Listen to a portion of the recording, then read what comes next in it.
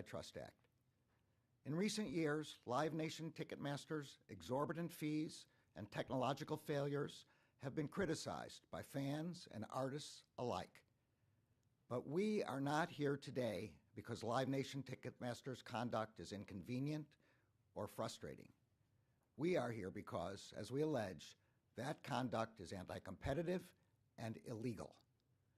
Our complaint makes clear what happens when a monopolist dedicates its resources to entrenching its monopoly power and insulating itself from competition rather than investing in better products and services. We allege that Live Nation has illegally monopolized markets across the live concert industry in the United States for far too long. It is time to break it up. Live Nation Ticketmaster has made itself ubiquitous in the live entertainment industry. It controls at least 80% of primary ticketing at major concert venues.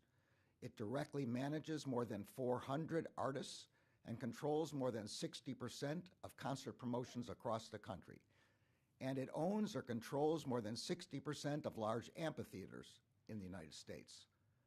We allege that to sustain this dominance, Live Nation relies on unlawful, anti-competitive conduct to exercise its monopolistic control over the live events industry in the United States and over the fans, artists, independent promoters, and venues that power the industry.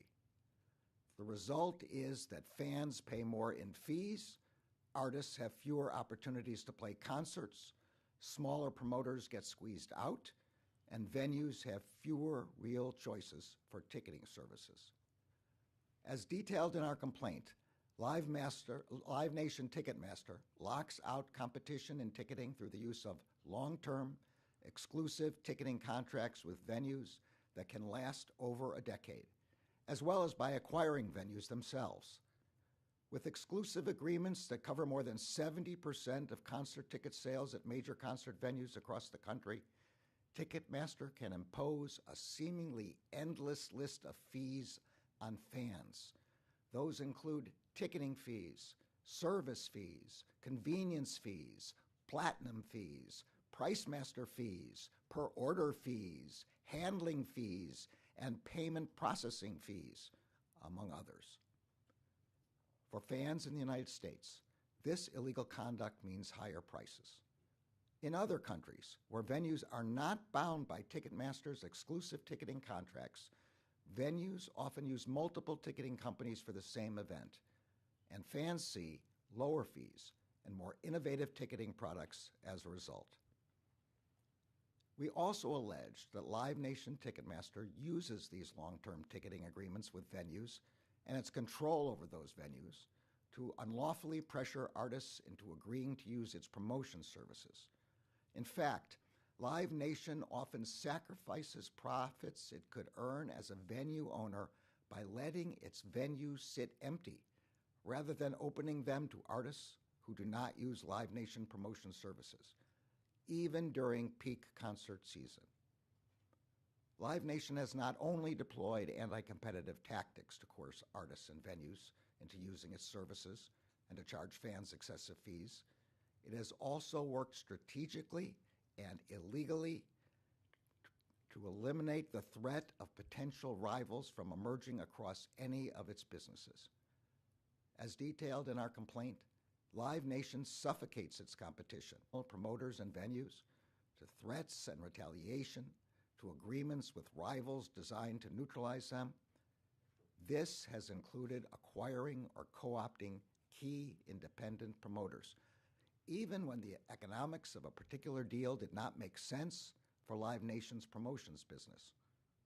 For example, as recounted in our complaint, Live Nation acquired a controlling stake in AC Entertainment, an independent promoter in Tennessee. Live Nation's chief strategy officer assured executives that even though, quote, the numbers are not super exciting and this feels like more of a defensive move, the acquisition helped, quote, grow our moat in the Nashville market. When faced with another potential competitor to its promotions business, Live Nation took action to ensure that the competitor would not threaten its dominance in the live music industry. Live Nation initially categorized that competitor, the venue operator, Oakview Group, as one of its, quote, biggest competitor threats. Over time, however, Oakview and Live Nation morphed from competitors into partners. As detailed in our complaint, Live Nation executives repeatedly scolded Oakview for trying to compete.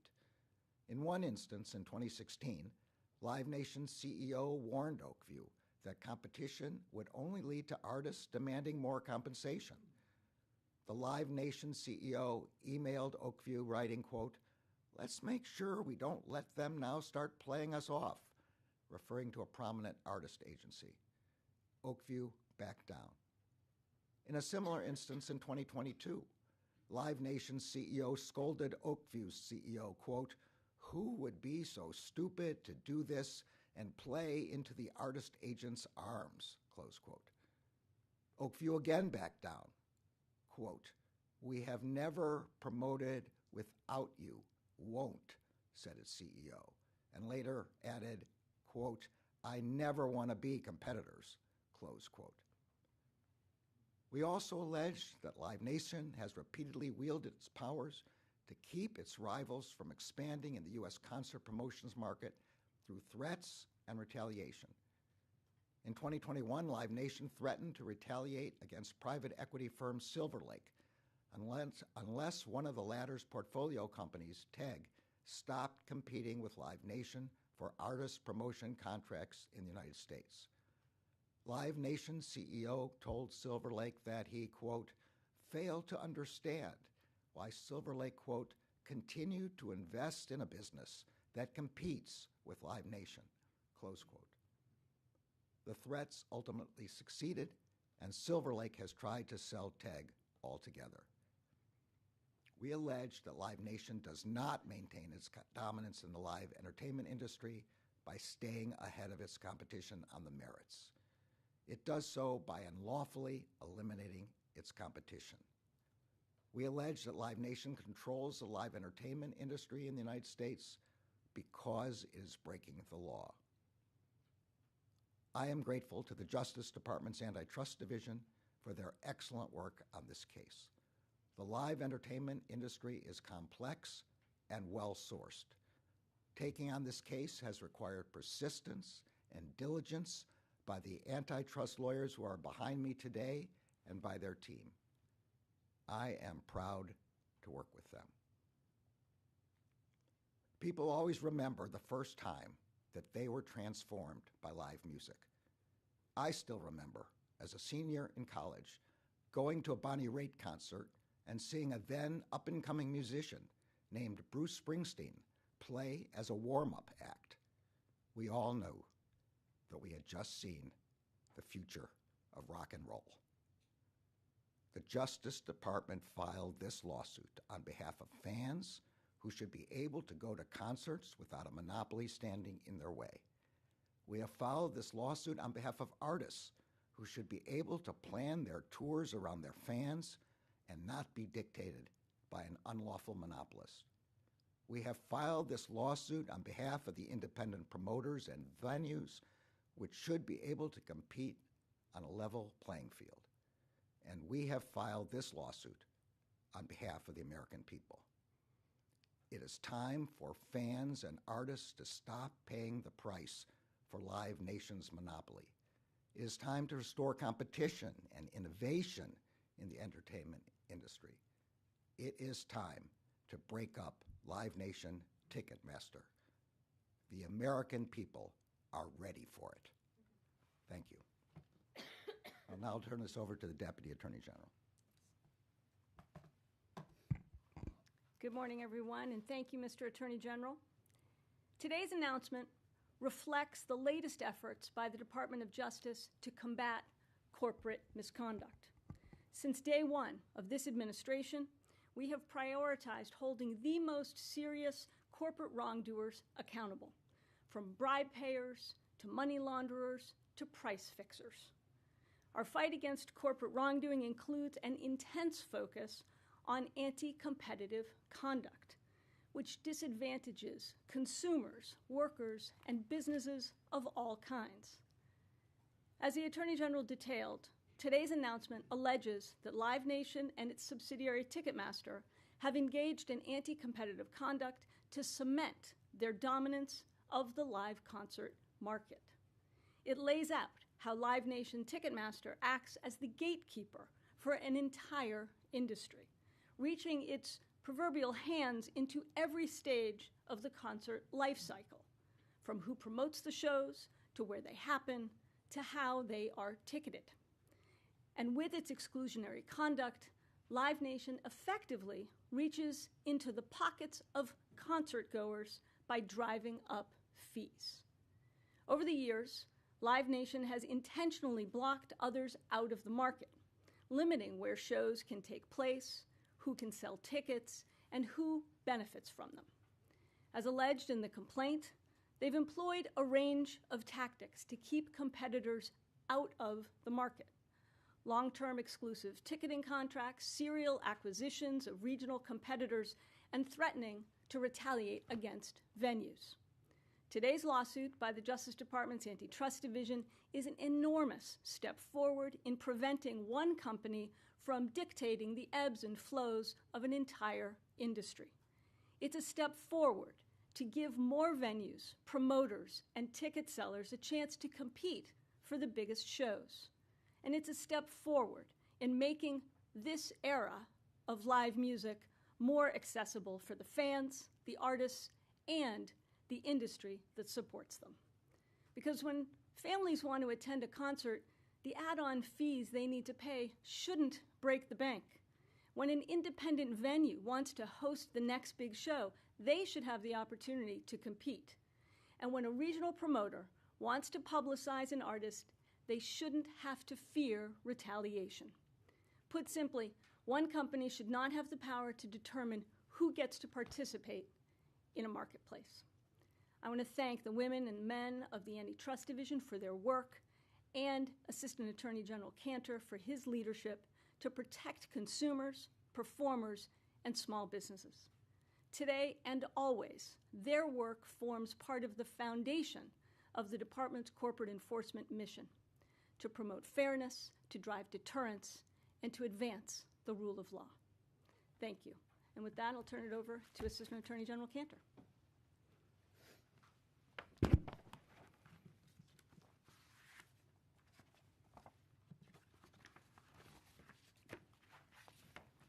Thank you, Attorney General Garland and Deputy Attorney General Monaco. The live music industry in America is broken because Live Nation Ticketmaster abuses its illegal monopoly. Today, the United States and 30 state attorneys general filed an antitrust lawsuit that seeks to restore competition by breaking up Live Nation Ticketmaster. The recipe for live music includes three key ingredients: artists, venues, and fans. Live Nation Ticketmaster's dominance has allowed it to exert control over all three. It starts with power over artists. Today, Live Nation Ticketmaster represents hundreds of artists through its dominant promotions business, which controls the organizing, marketing, and financing of large concerts. Live Nation Ticketmaster also owns or controls venues at which these concerts are held. For example, it owns 60 of America's 100 large amphitheaters.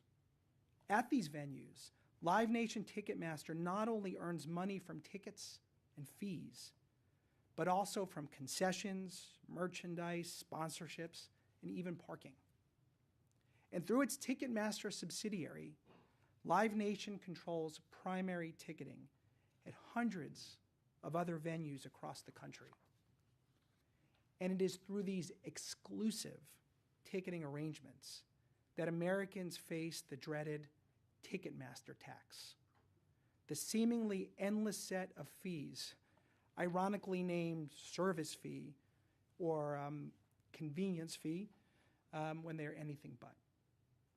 Our lawsuit explains through detailed allegations how Live Nation Ticketmaster weaponized and entrenched its power at the expense of artists, and music fans across the entire country. Just by way of example, the lawsuit alleges how Live Nation Ticketmaster sought to avoid expensive bidding wars that would have returned more money to performers. This is bad news for all artists, but it is especially bad news for working musicians who do not have the power to fight back. Despite its already massive size and power, Live Nation Ticketmaster has acquired even small and regional promoters that Live Nation feared could one day threaten its dominance. As the complaint also alleges, Live Nation Ticketmaster threatens and retaliates against venues that try to choose a different promoter or ticketer. If you're an artist, you understand what's at stake.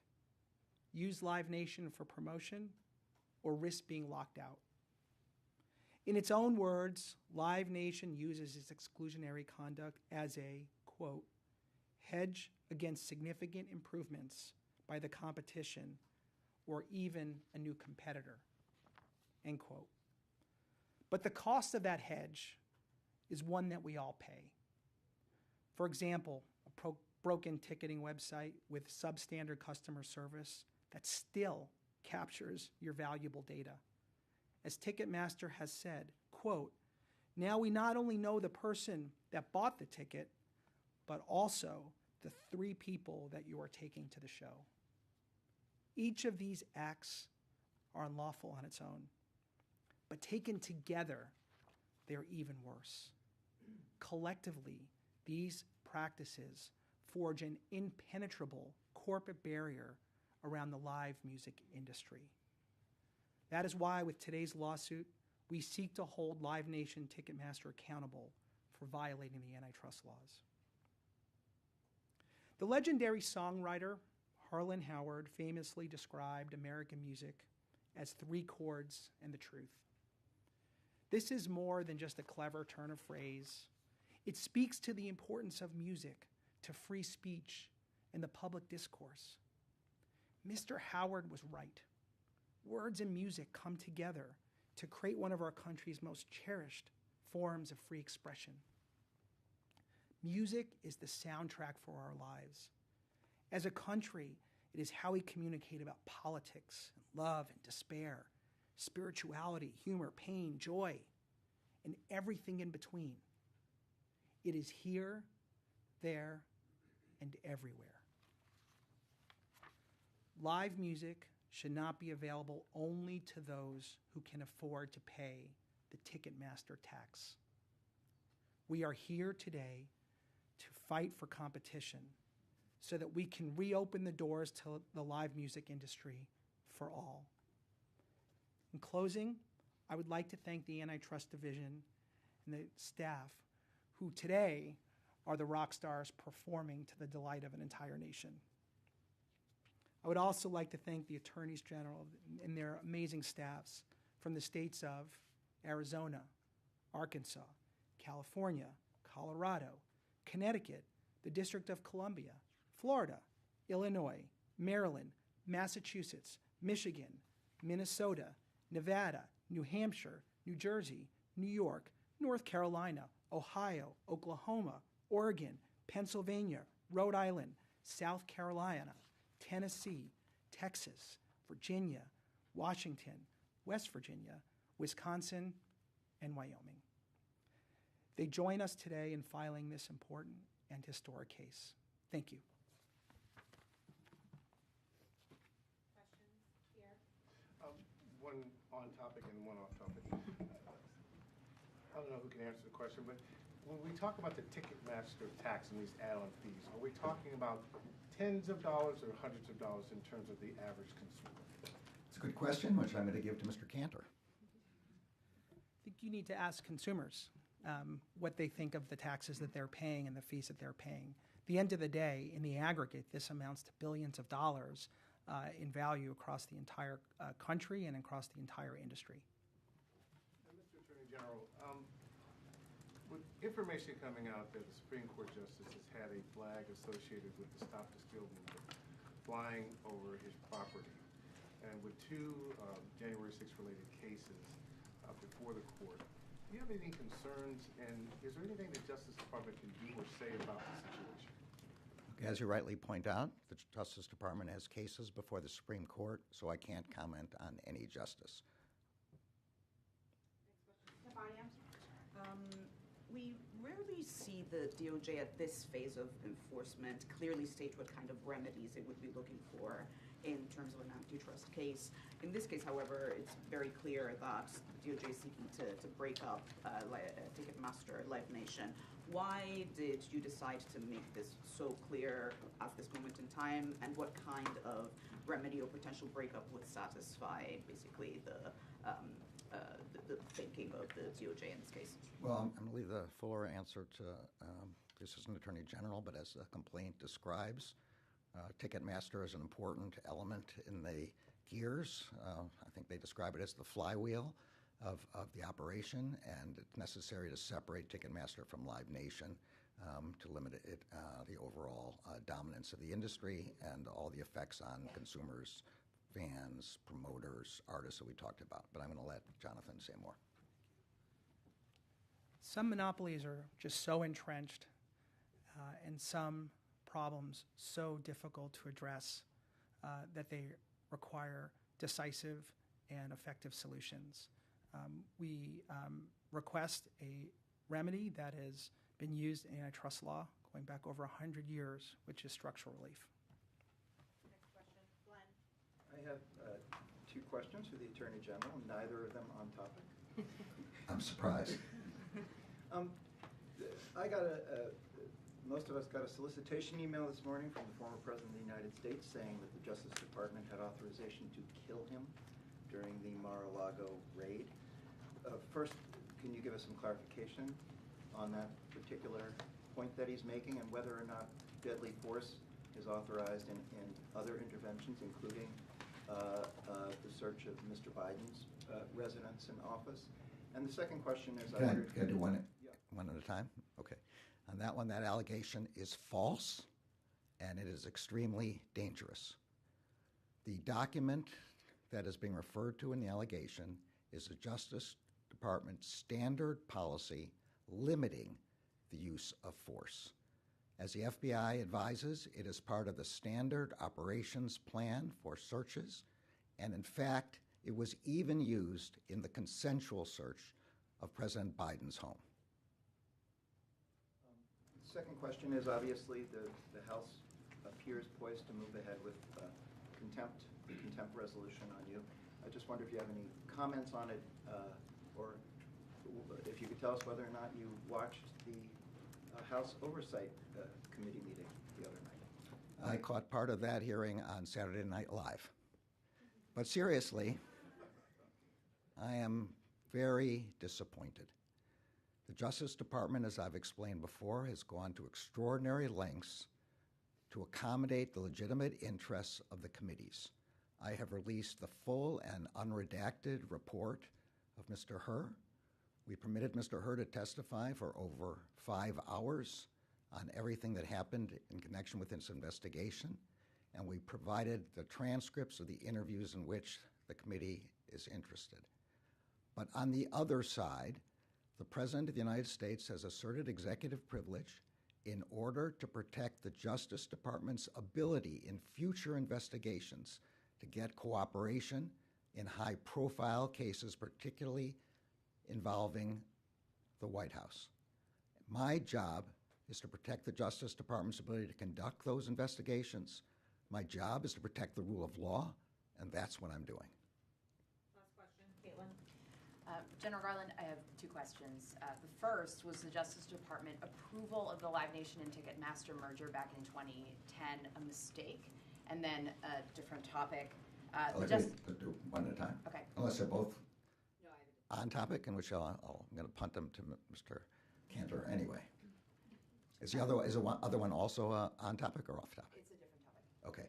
So on that one, I think our complaint adequately describes the reason why that did not resolve the matter as far as we are concerned, but I'm going to let Mr. Cantor say a little bit more, and then I'll come back for you. The previous action involved one transaction.